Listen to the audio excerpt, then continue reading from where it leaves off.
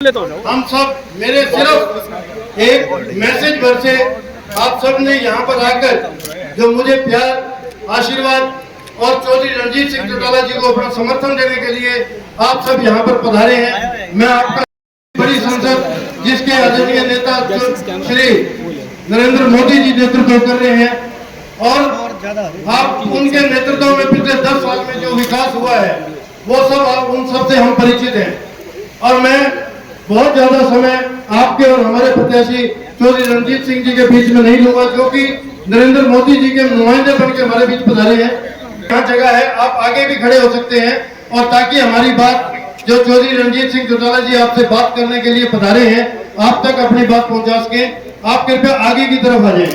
तो मैं बहुत ज्यादा आपके और चौधरी साहब के बीच में समय ना लेता हुआ, क्योंकि चौधरी साहब के और भी काफी प्रोग्राम है, बड़े व्यस्त कार्यक्रमों के बीच में मुझे ये टाइम मिला और मैं आपको ये चौधरी साहब मैं आपको बताना चाहता हूँ। बातें तो और भी बहुत करनी थी, लेकिन मैं सिर्फ इतनी बात करूंगा कि पिछली लोकसभा में हिसार विधानसभा से हर बूथ हिसार के नागरिकों ने जिताकर भेजा था और मैं इसी बात को आगे बढ़ाते हुए चौधरी साहब आपको और पूरे जन समूह और विभिन्न संगठनों से आए हुए प्रतिनिधियों के माध्यम से और पूरे समाज के ओर से आपको मैं ये विश्वास दिलाता हूं कि इस बार इस लोकसभा चुनाव में हम आपको, जैसा कि मोदी जी ने आह्वान किया है कि हर बूथ पर 370 वोट अधिक लेने हैं, वो तो हम पूरा करेंगे ही करेंगे। इसके अलावा हर बूथ पर हम 400 से ज्यादा वोटों से विजयी बनाकर आपको इस विधानसभा से कमल का फूल को विजयी बनाएंगे। ऐसा मैं आप सबकी तरफ से आश्वासन दे रहा हूँ। सभी हाथ उठाकर तालियां बजाकर मेरी इस बात का समर्थन करें और मैं बहुत ज्यादा समय ना लेता हुआ आदरणीय चौधरी साहब से रिक्वेस्ट करूंगा कि आप आए और अपनी बात रखें ताकि हम सब उनके मार्गदर्शन मिले।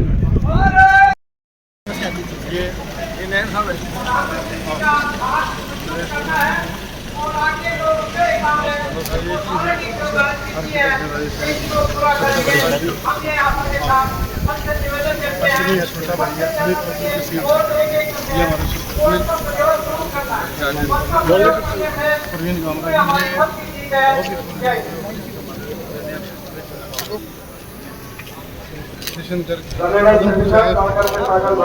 कोई नहीं चल रहा काम कर रहा है, दोनों हाथों से चल रहा है, दोनों हाथों से काम कर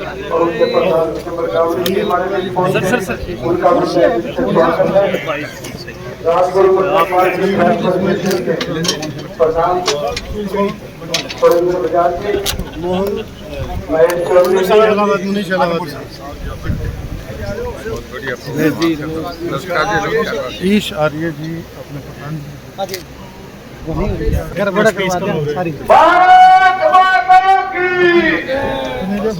दोनों हाथ उठाकर रुचि बंद कर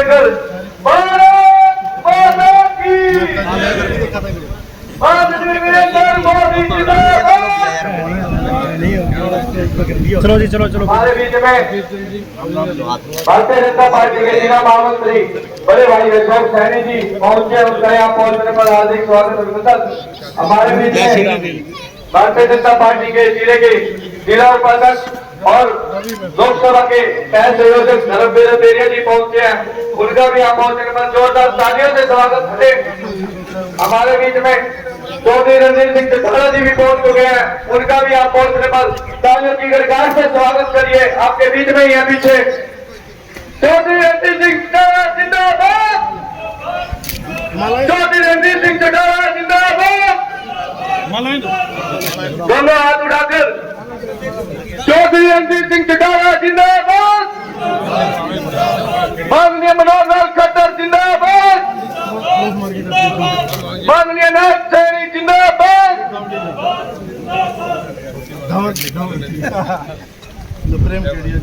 राजपुर मार्केट वेलफेयर स्टेशन से सुरेंद्र बजाज जी भी पहुंचे, उनका यहाँ पहुंचने पर हार्दिक स्वागत अभिनंदन। माननीय नरेंद्र मोदी जिंदाबाद, माननीय मुख्यमंत्री नायब सैनी जिंदाबाद जिंदाबाद जिंदाबाद, माननीय पूर्व मुख्यमंत्री मनोहर लाल जिंदाबाद जिंदाबाद जिंदाबाद, भारत माता की जय। चौधरी रणजीत सिंह चौटाला जिंदाबाद, चौधरी रणजीत सिंह चौटाला जिंदाबाद। थोड़ा सा आगे बेटे आज आइए थोड़ा ओके चलो आप हो गया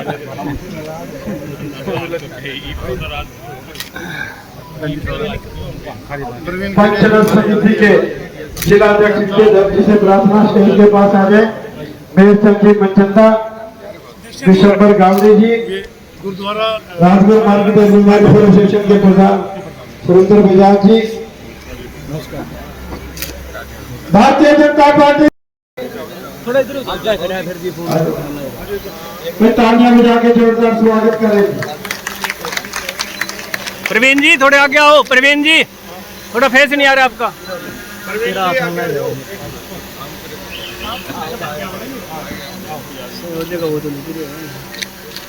ओके सर ओके। प्रार्थना विजय गांधी और मनचंदा जी से वो भी आए। इसके बाद दिसंबर गांधी जी, ये फिर बड़ा डाल लिया सुभाष नागपाल जी,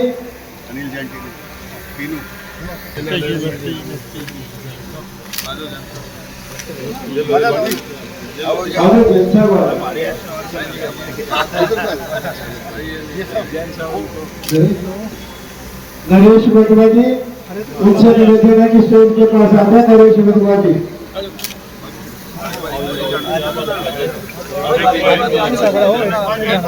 सुभाष नागपाल जी आप आ जाओ। संजीव अरोड़ा जी स्टेज के पास आ जाए। धर्मेंद्र मलिक निवेदन वो भी आए।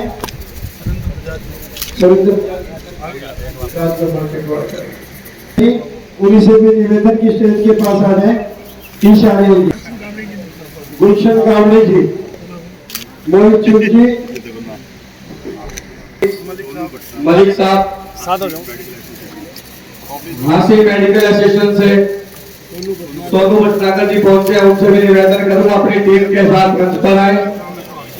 सेजा जी अपनी टीम के साथ मंच पर आए। साथी बाहर खड़े हैं।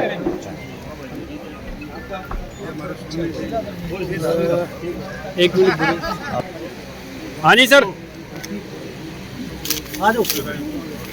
भगवान दास कटोरिया जी, अशोक जयसी गांधी जी, रवि मेहता जी, निवेदन करूंगा रवि मेहता जी से, पीएलए के प्रेसिडेंट हैं आप, मंच पर भी निवेदन करूंगा कि वो भी मंच पर आए।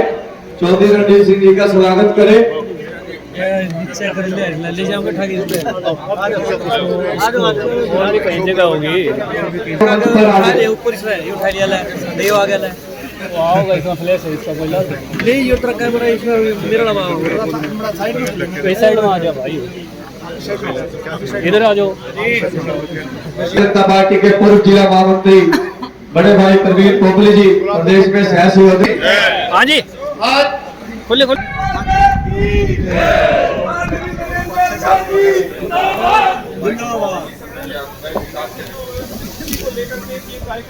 झलक आपने को देखने को मिल रही है कि किस तरीके से कुछ ही समय में इतने सारे कार्यकर्ता एक साथ इकट्ठा हो चुके हैं या कहीं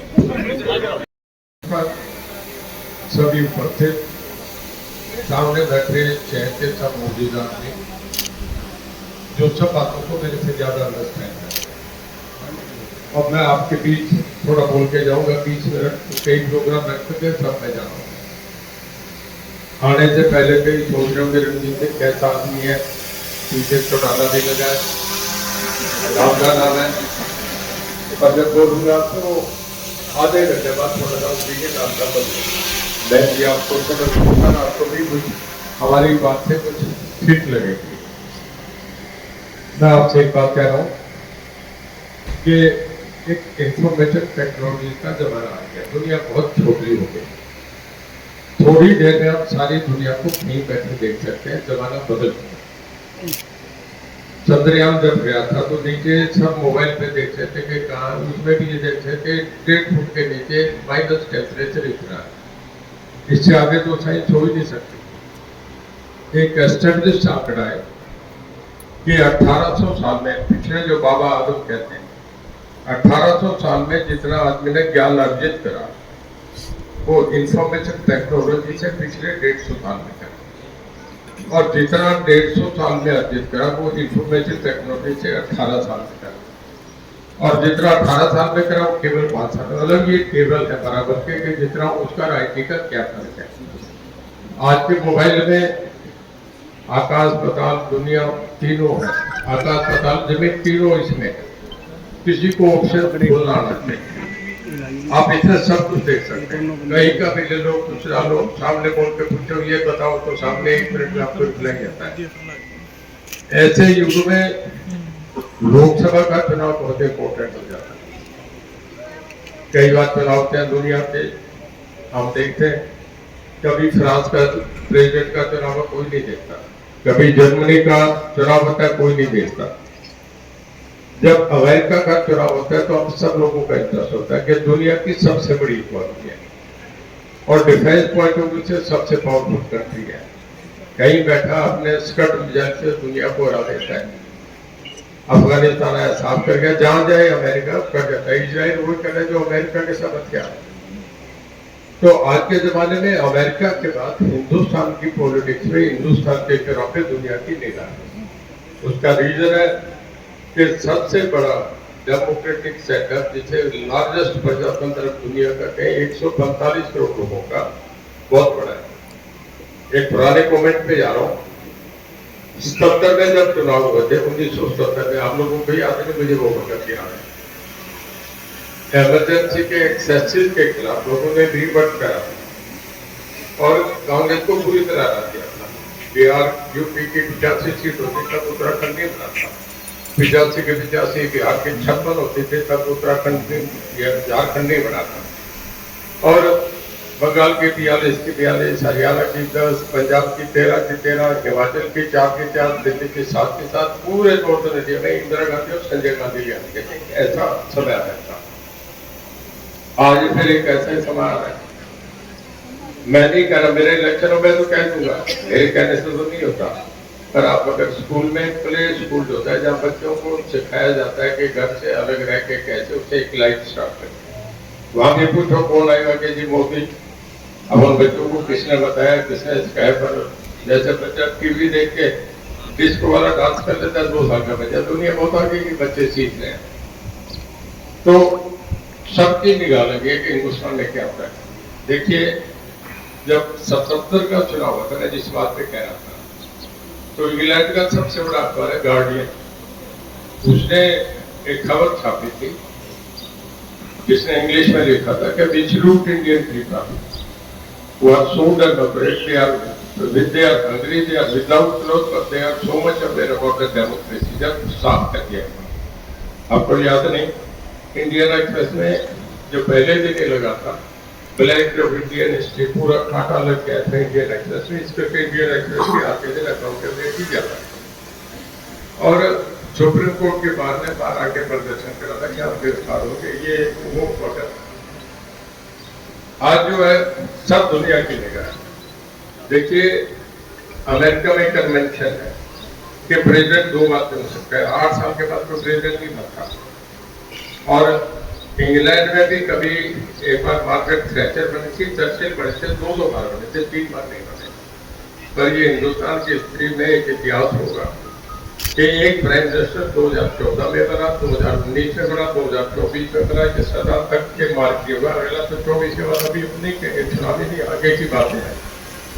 पर ये लोगों में पॉपुलरिटी की बात है, एक फेस पे चुनाव लड़ा जा रहा है। अगली पॉपुलरिटी की बात बताता हूँ। अमेरिका में कन्वेंशन है कि जब किसी देश का, जब अमेरिकन का प्रेसिडेंट स्टेज पे होगा तो इवन मैरिज, जैसे हम अपना एनएसजी कहते हैं, बाकी जो मैरिज जब प्रेसिडेंट की वो भी विड्रॉ हो जाती है। और जब एक एनआरआई का फंक्शन था, लोगों ने ट्रम्प साहब को बुला लिया था, हमारे मोदी साहब गए थे अमेरिका में, एक प्रोग्राम था शिकागो में था। और जब वो पूरी भीड़ जो थी, जब मोदी साहब ऊपर आए, ट्रम्प साथ थे, तो मोदी उधर, ट्रम्प भी थोड़े छोटे हो गए थे। ये हमारे प्राइम मिनिस्टर का रूप है। देखिए 3 चीजें देखी जाती है हमारे, मैं किसी का सुन रहा हूँ, 211 मुल्क हैं वर्ल्ड में, 211 में 100 साल में तो यूएन से रिकॉग्नाइज है। बाकी ऐसे बोलेगा जैसे पाकिस्तान बांग्लादेश को आज भी मान्यता नहीं दे रहा, कई मिडिल ईस्ट में भी ऐसे कंट्रीज हैं। तो 211 देशों में एक यूएन का चार्टर पे डिस्प्ले हुआ है। वर्ल्ड की एजेंसीज ने ये करा कि 211 में जो बेस्ट जो 5 इकोनॉमी जिन देशों की अर्थव्यवस्था 5 की सबसे बड़ी, उसमें हिंदुस्तान एक हो गया। हमारे लिए बहुत गौरव।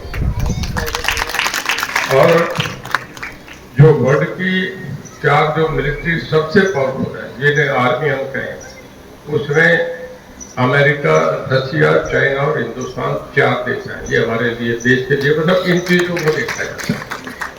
आप थोड़ा याद करें, अशोक सम्राट चंद्रगुप्त मौर्य हिंदू साम्राज्य के सबसे बड़े राजा थे।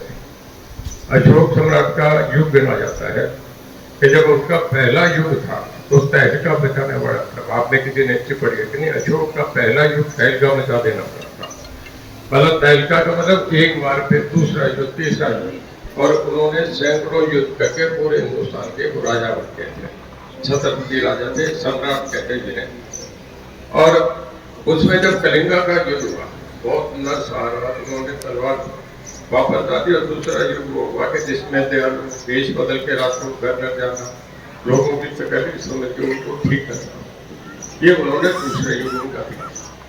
और तीसरा युग जब आया तो भारत निर्माता बन गए। तो हमारे मोदी साहब का ये तीसरा युग आ रहा है। 2 युग है।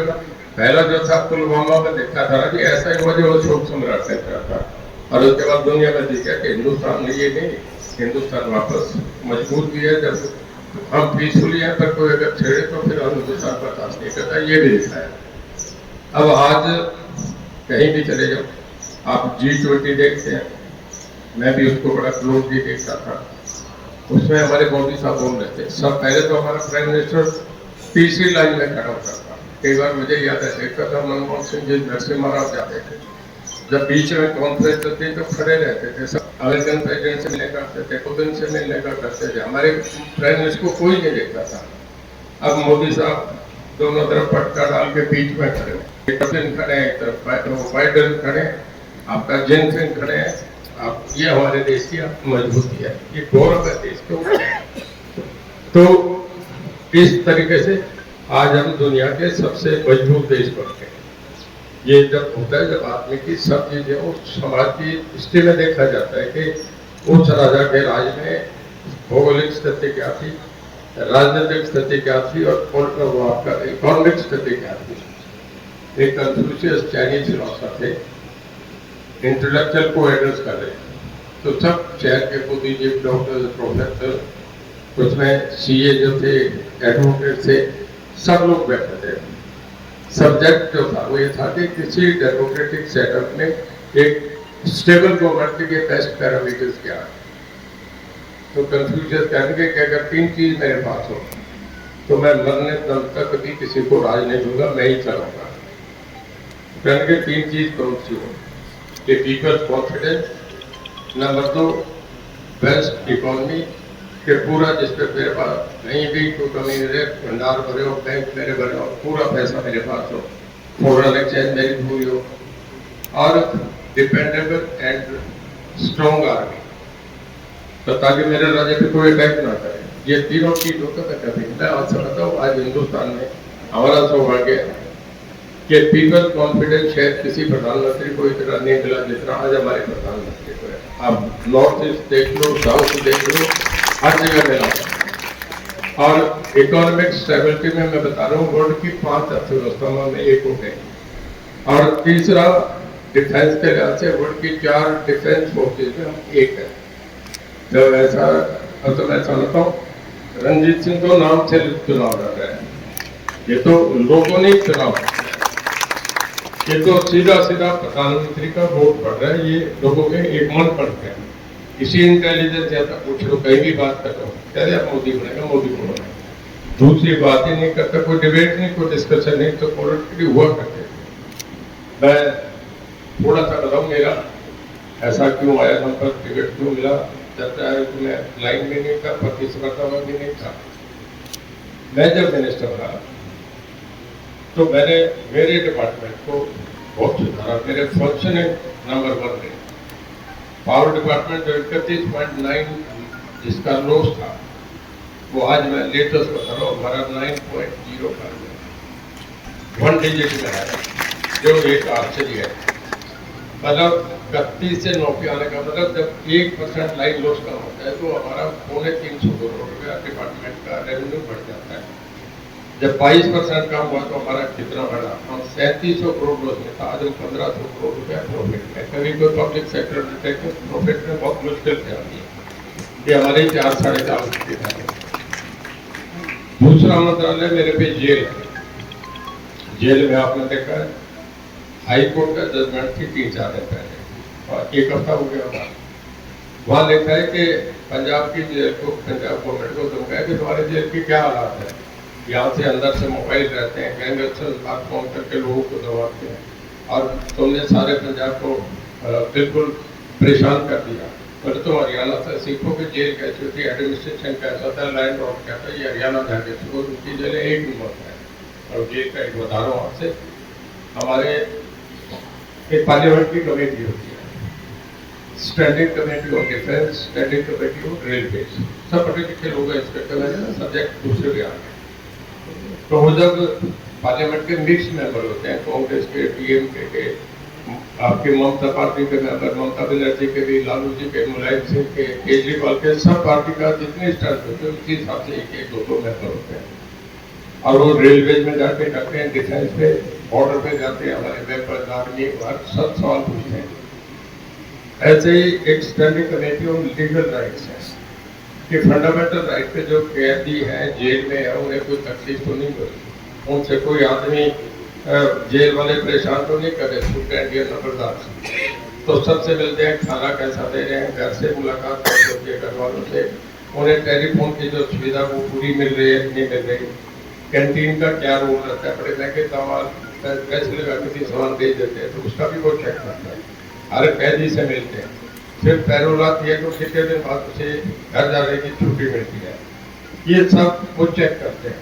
जब चेक करने के बाद 12 MP आए थे, सब पार्टी के मेंबर थे, कांग्रेस के भी थे, वापस जाने लगे तो 6 साल साथ थे, DGP थे, DCSP साथ थे, क्योंकि वो स्टेट गेस्ट डिक्लेयर करते थे।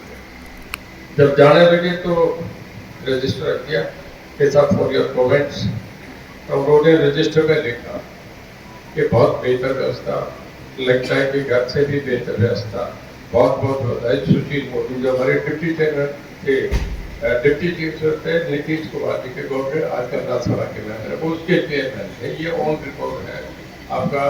वोट से उन्होंने तिहाड़ जेल भी देखी, सब जेलें भी जीते। तो मेरी जो परफॉर्मेंस रही, मैं आपके साथ में आता था, शायद आप लोगों ने कितने लोगों ने देखा है, मैं 2008 में बदला के खिलाफ चुनाव लड़ा था कांग्रेस टिकट से। आज जब टिकट लड़ने के बाद मुझे लोग पूछते थे कि जैसे मिलेगा तो आप भी पूछ सकते हैं, वो भी पूछते थे, मतलब पूछ कर बड़ा होता है। मैं कहता मैं आपको इंसान मिलूंगा हर महीने की 5 तारीख, और 2008 से 16 साल हो गए हर महीने की 5 तारीख बाद। तो मुझे पता नहीं आपको जानकारी है कि नहीं, सुबह से शाम तक 10 बजे से 4 बजे तक ये मीडिया वाले सब जानते हैं, 500 से 1000 आदमी होते हैं और सबको मैं डिस्पोजल करता हूँ। अगर आखिर एक पार्टी है जिसपे थिंक टैंक है, जिसपे अपना इंफ्रास्ट्रक्चर है, हर जगह से रिपोर्टिंग होती है, सब जगह से जो रिपोर्ट होती है उसमें ये निकल के आया कि रणजीत सिंह सबसे मजबूत कैंडिडेट। और ऐसे ही आपके नवीन जिंदल है, वो तो मैं भी पार्टी से बात था, वो भी पार्टी से बात था। हमारा ये सौभाग्य है कि देश का प्राइम मिनिस्टर 145 करोड़ में 400 लोगों को चूज करे, उनकी लिस्ट निकाले, उसमें मेरा और नवीन जिंदल का, माफ करना मोदी जी, उस दिन मैं पार्टी का मेंबर नहीं था, टेक्निकल बात था, काम आपके ही करना। तो मुझे मैसेज आया कि आप पार्टी ज्वाइन करो, 8:30 बजे आपका टिकट अनाउंस हो रहा है। तो भाई जब प्राइम मिनिस्टर की लिस्ट में ठीक आदमी तो फिर आपकी लिस्ट में भी ठीक होना चाहिए। वो काम करते रहूंगा। मोदी जी के तो आगे से कोई नहीं, मनोहर लाल जी के आगे से भी कोई ठगी मार्केट नहीं निकल सकता, बट ये वेल इन्फॉर्म होते हैं, सब IT इंटेलिजेंस बहुत कुछ लोगों की रिपोर्ट होती है। तो मुझे यहाँ कैंडिडेट बना दिया गया। मैं अब तक देखिए ठीक घर में पैदा हो गया, जो देवलाल का नाम था, परमात्मा से मांगी, उससे एक रोटी तो मिल गई, ठीक एजुकेशन मिल गई। तो इसी में काम चल रहा, फिर गलत काम ठीक, सभी ठीक रहे, लोगों में काम ठीक था, परफॉर्मेंस ठीक थी, और ये करके मुझे दिया। मेरे मामले में एक बैगी रोड भी तोड़ा, विश्वास नहीं करेंगे, मैं 77 कंप्लीट कर गया और 75 के बाद सुनते हैं कि बीजेपी में टिकट नहीं दे रहे थे, मुझे टिकट भी दिया, मैं सेकंड का भी धन्यवाद। तो आपसे ये कह रहा हूँ, बहुत बातें लंबी कहते जाए, रोज सुनते हैं आप, कोई बातें घुमा फिरा के आ जाती है। मेरा ये कहने का मतलब है कि सरकार बीजेपी के बनने की 200 वर्ष हो रहा है, और जब देश बढ़िया चलता हो तो ठीक चलाना चाहिए। 77 में जब जनता पार्टी बन गई थी, एक AR अंतुले थे कांग्रेस के स्पोर्ट्समैन, महाराष्ट्र के चीफ मिनिस्टर, 77 का पार्लियामेंट का हाउस मैंने देखा। मोरारजी देसाई प्राइम मिनिस्टर थे, चौधरी चरण सिंह होम मिनिस्टर थे, आपने शायद बड़ों को ध्यान आ रहा होगा, और वाजपेयी जी फॉरेन मिनिस्टर थे, और उस वक्त Advani ji information broadcasting minister थे। एक सिकंदर भट्ट होते थे, वो भी बीजेपी के कोटे से मिनिस्टर थे, तब जनता पार्टी बन गई थी, और वो AR अंतुले अपोजिशन में थे। तो कांग्रेस की तरफ से डिबेट शुरू हुई, तो वो बोले फर्स्ट पर्सन थे, कहने लगे speaker sir, now there is a government of Janata Party which has 4 heads, 8 legs and 8 heads. It's difficult for India, for Indian democracy to survive in that government. तो मतलब वो कोलिशन गवर्नमेंट थी, उसमें कांग्रेस, उसमें जो जनरल सिंह का लोकदल, भारतीय जनसंघ, बाबू जगजीवन राम की CFD, बाबू जगजीवन राम बहुगुणा आए थे, और चंद्रशेखर जो कांग्रेस में थे, अभी बाद में प्राइम मिनिस्टर भी आपने नाम सुना, बड़े दबंग आदमी थे, आचार्य नरेंद्र देव, उनका जरा मैं 1 मिनट में चर्चा करूंगा।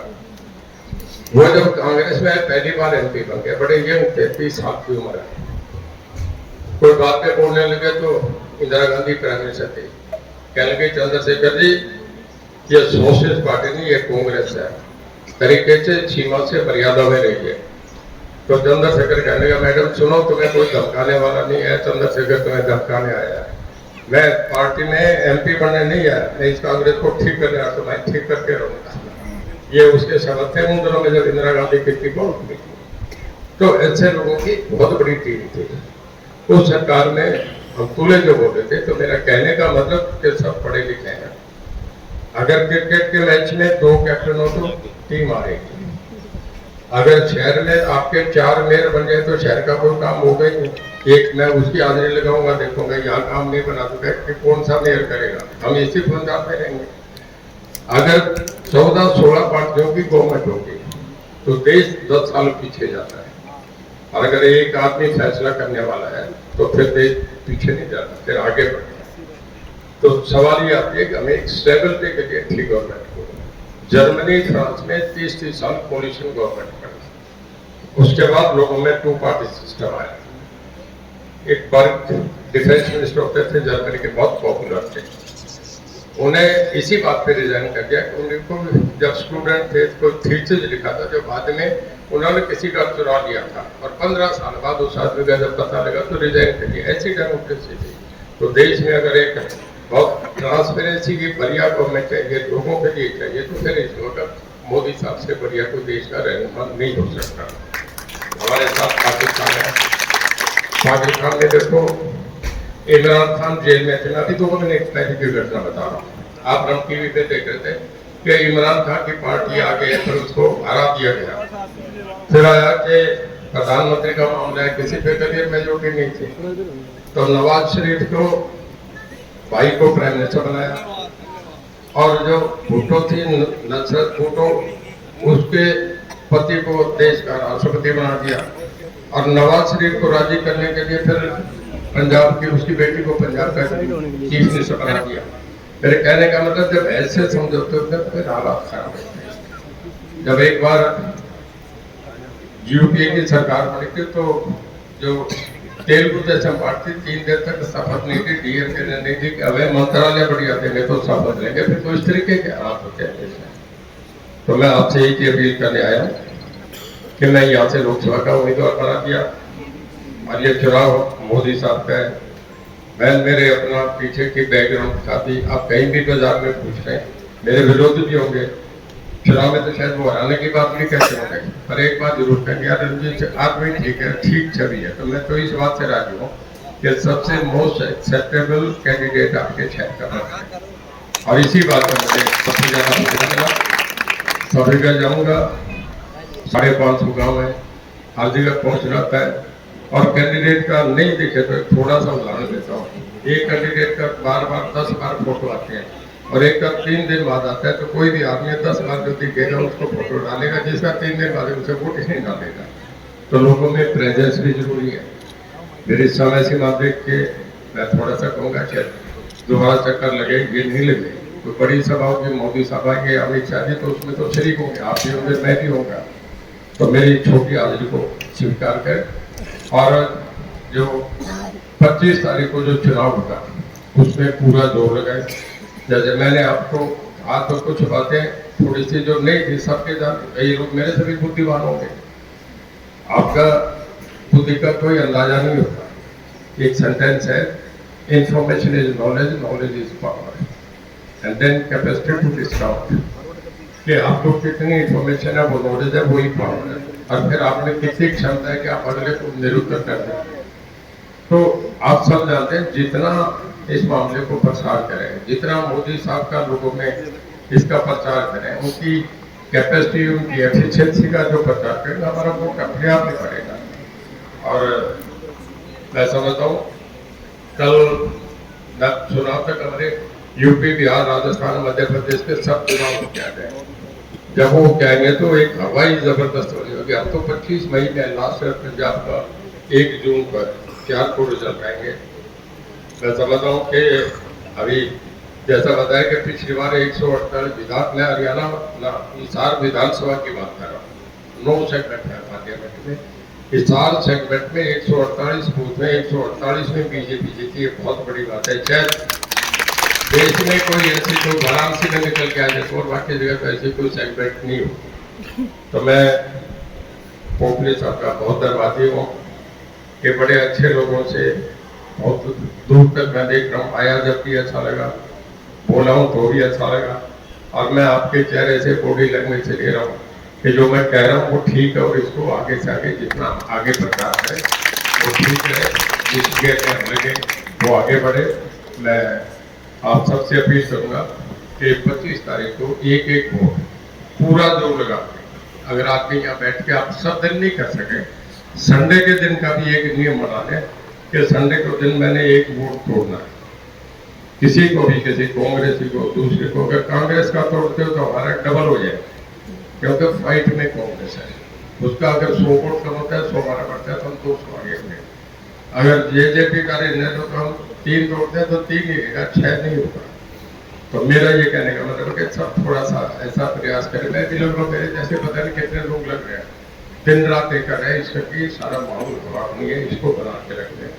और 25 तारीख को एक वोट हम घर से निकाल के खींच के हैवियत वोट होना चाहिए। आपका ये 14 सेक्टर अगर आप 99% वोट करते हैं तो फिर कोई अंदाजे नहीं, मार्जिन तो इसी बातों से निकलेगा।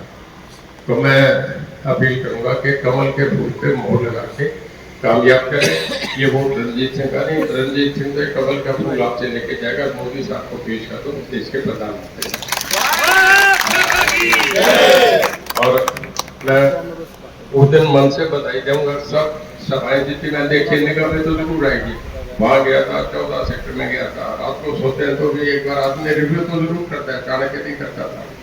उस चाणक्य कहता है कि राजनीतिक आदमी कब सांस लेता है कब छोड़ता है, ये भी राजनीतिक होता है।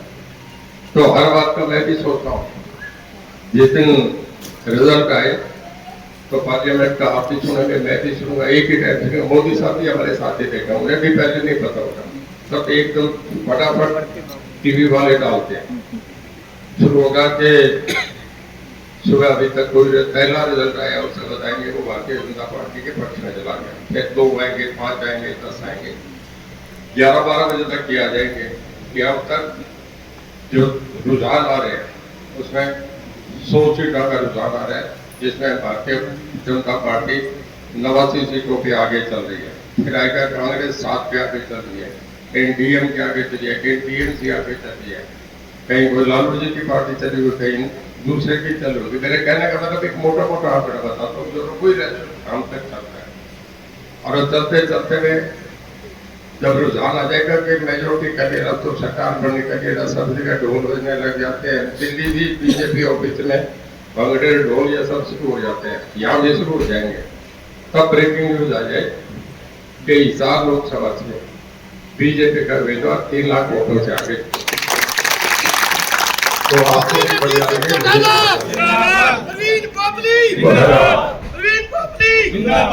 अब इन सब बातों को जरा अच्छा हो जाए, सबकी नजर उतर जाए तो 2 नारे लगाऊंगा। भारत माता की जय, भारतीय जनता पार्टी जिंदाबाद, श्री नरेंद्र मोदी जिंदाबाद, और 14 सेक्टर की ये बढ़िया जनता जिंदाबाद। बहुत धन्यवाद, बहुत बहुत बहुत बड़ा जी, पंकज गुप्ता जी, वेद प्रकाश जैन जी, अनाज मंडी से जी, आजाद मुन्नी जी, मुकेश डावर जी, महेंद्र टुटेजा जी, समाज ग्रुप के अंजलि जी, कपिल कटारिया जी, भाई लोग फटाफट ओम प्रकाश जी हमारे बीच पहुंचे हैं। टैक्सी यूनियन के प्रधान गुरुद्वारा सिंह सभा से सभी सदस्य से प्रार्थना वो भी स्टेज पर आ जाए। सिंह सभा गुरुद्वारा से सभी सदस्य आ जाए। नीचे खड़े हो जाओ बाबू जी, नीचे यहाँ जगह है, नहीं वहाँ जाओ, सामने शम्मी नागपाल जी पंजाबी महापंचायत के अध्यक्ष हैं, वो भी स्टेज के पास आए। शम्मी नागपाल जी, अशोक जी पंजाबी वेलफेयर सोसाइटी के सदस्य हैं, अशोक जी वो भी आ जाए। गुरुद्वारा सिंह सभा सभी सदस्य आ जाए। देवेंद्र सैनी जी, ईश्वर नाटा जी वार्ड नंबर 8 से,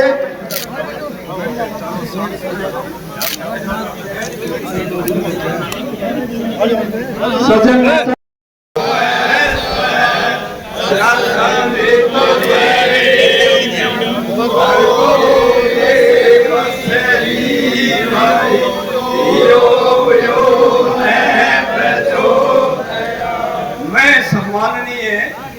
हमारे अब सांसद के जो कैंडिडेट हैं चौधरी रणजीत सिंह जी चौटाला, आपसे पहली बार मिल रहा हूँ। आप मेरे से 1 साल बड़े हैं। माता ने नाम मेरा आजाद सिंह रखा। 45 साल से आपके इस हिसार नगर में हूँ, और मैं क्योंकि मेरा भी छोटा संपर्क है, आपकी तरह से तो मेरा लंबा थोड़ा परिचय नहीं है। बोपली जी ने मुझे बड़ा प्यार दिया। आपके वहां कारोबार पर 25वीं वर्षगांठ पर मैंने पवित्र यज्ञ किया और मिलता ही रहता हूं। आपको विश्वास दिलाता हूं, आपको यहाँ हिसार आसपास के इलाके जैसे प्यार, कोई चिंता नहीं मिलेगी।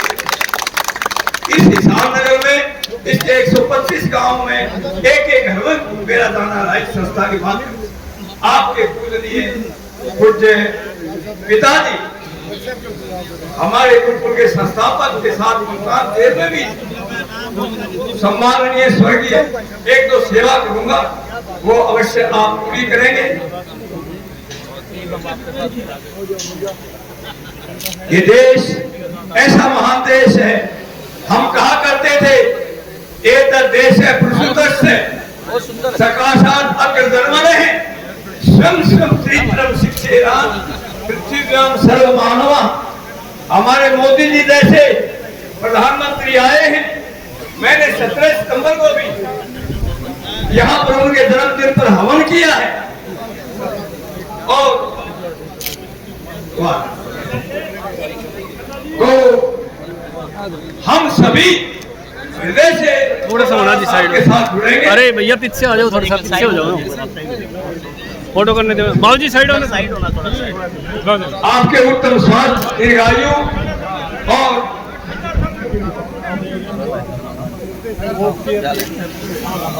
बस वोट को आप क्या अपील करनी है, वोट तो निश्चित रूप से हमारे मंत्री साहब भी आने वाले समय में उन्नति प्राप्त करेंगे। बहुत बहुत धन्यवाद आप अनेकों अनेक संगठन से आए हैं। गुरुद्वारा सिंह सभा नगौरी गेट से भी हमारे गिल साहब, सरदार जी, इंद्रजीत जी, गुलाब जी, आप कुलवंत सिंह जी, आप सभी पहुंचे। आप भी कृपया आगे आए और अपने समर्थन करना गुरुद्वारा सिंह सभा से आइए। विजय शर्मा सोनू माइनॉरिटी सेल से हमारे सोनू जी 99 वाले, वो भी हमारे बीच पहुंचे हैं। आपका भी हार्दिक स्वागत है। और वो हमारे रणजीत सिंह जी को अपना समर्थन दे रहे हैं। मैं धन्यवादी हूँ गिल साहब का, राजू जी का, इंद्रजीत जी का। और जहाँ तक मेरी नजर जा रही है, अगर कोई रह गया तो मैं क्षमा मांगते हुए विक्रांत भटेजा जी मुझे नजर आ रहे हैं, संजय धवन जी नजर आ रहे हैं, सुभाष कटारिया जी वो भी नजर आ रहे हैं। एक मैं और कह रहा हूँ रह गई थी कि पहले तो जो सोच रहे हैं वो सब ठीक हो गया, तो इस हाल में मकान लेके ये और आपको पार्लियामेंट भी चलती है, बाहर भी जाना पड़ता है, और आपको मिनिमम 10 दिन महीने में मैं बिल्कुल कोठी पे आ जाऊंगा। कोई भी काम हो जो मेरे से बेस्ट पॉसिबल करूँगा। और एक शायद आप सबसे ये खबर तो पहले आ गई कि हिसार में 7500 एकड़ में वर्ल्ड का सबसे बड़ा ये पोर्ट बन रहा है। काफी 3-4 दिन से चर्चा है। और जब इंटरनेशनल, जब आजकल एयरवेज की कनेक्टिविटी हो जाए तो जो इनिशियल जो उसका इंसिडेंटल डेवलपमेंट है वो बहुत तेजी से बनता है। और दो जहाज इकट्ठे उतरेंगे, शायद 11, 12, 13 जुलाई सारा ये जितने हमारे एयरपोर्ट के दूसरे जितने जहाज है, कई बार इनको हटाइए रमेश जी, इनका फेस घुमाइए, सामने खड़े हैं। घूम जाओ थोड़ा सा। डेट आपको बता देंगे 11, 12 से 13 जुलाई है। ये अब नई गवर्नमेंट बनने के बाद सिविल एविएशन देखो 5 जब वो सब दिन होगा तो फिर हिसार के लोगों को भरोसा बनेगा कि हमारा एयरपोर्ट बहुत बड़ा है। और मैं ये भी आपसे कह रहा हूँ कि आज से 15 साल के बाद दिल्ली के बाद नॉर्दर्न इंडिया का सबसे बड़ा शहर है, सेकंड दिल्ली भी बन सकती है। इस एयरपोर्ट का इतना एक बहुत लंबा हो जाएगा, मुझे बहुत अच्छी हालत हो जाए। एक इंटरनेशनली सर्वे है, बहुत सीए लोग इस बात को समझते होंगे कि जब इंटरनेशनल ग्रोथ जीडीपी ये देखें और पर कैपिटा इनकम देखें तो फिर एनालाइज होता है कि वर्ल्ड की इकोनॉमी कैसे। उसमें हमारे बॉम्बे सबसे बड़ा सिटी है हिंदुस्तान में, जिसकी इकोनॉमी $900 बिलियन है। और वहाँ की जो इकोनॉमी $900 बिलियन है, पॉपुलेशन 2.5 करोड़। और गुड़गांव हमारा जो है उसकी इकोनॉमी $300 बिलियन है, मतलब उससे 1/3 कम है। और हमारी आबादी केवल 17 लाख है।